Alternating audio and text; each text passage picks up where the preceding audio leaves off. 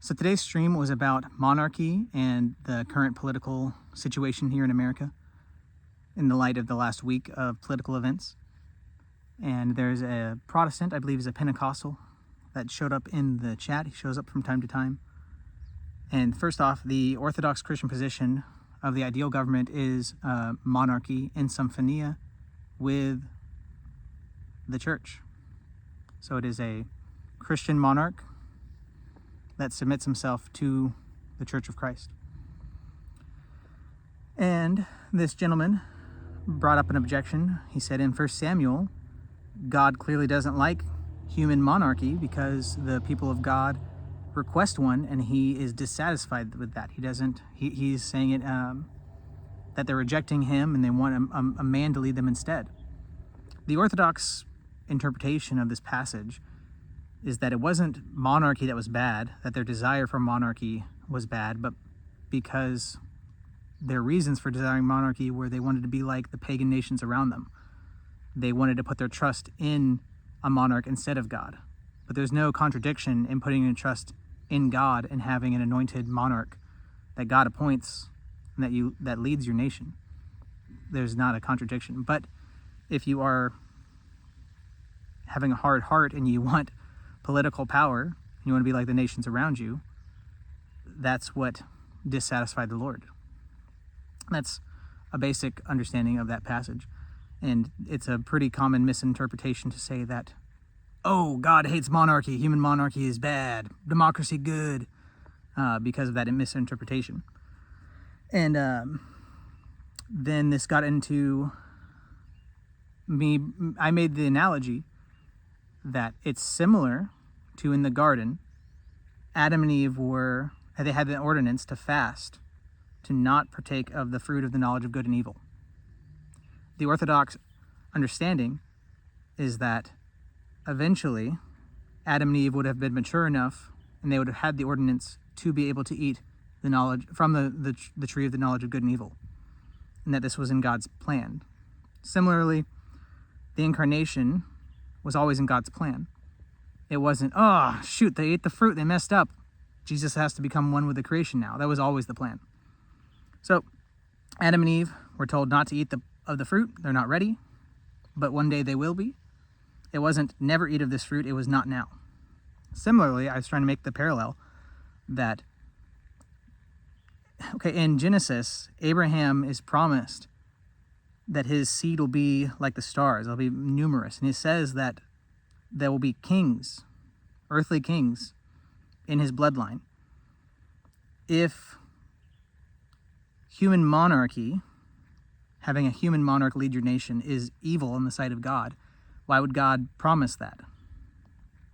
I don't think this guy really made a rebuttal to that part, but I thought he was like putting words in my mouth or lying at first, because he said, you're saying that that God would want Adam and Eve to sin?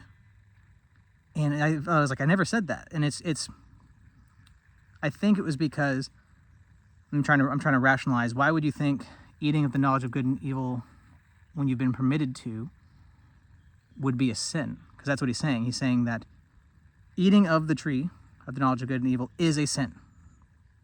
Even if God tells you to. Even if it's God's plan. So the only way I can make sense of that is if the fruit itself is evil.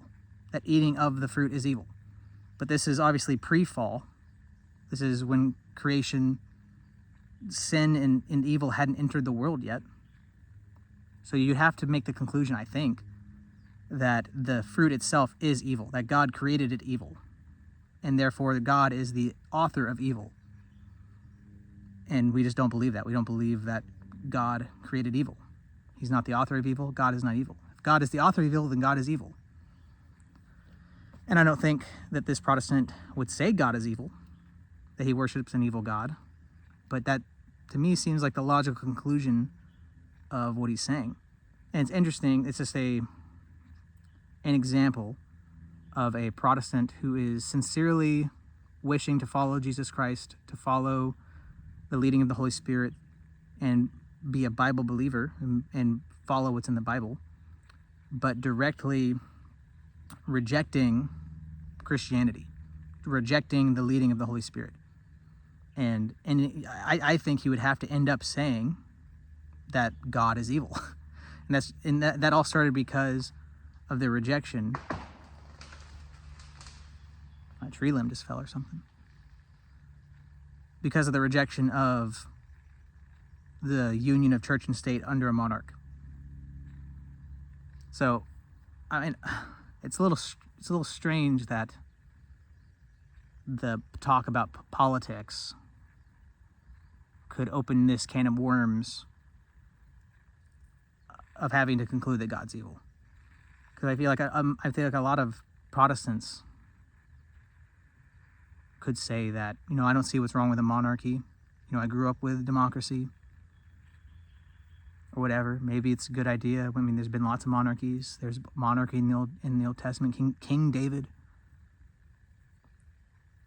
So, I mean, if you're listening to this, I'm sure you might be. I mean, you hop in my chat sometimes. I have no ill will to you.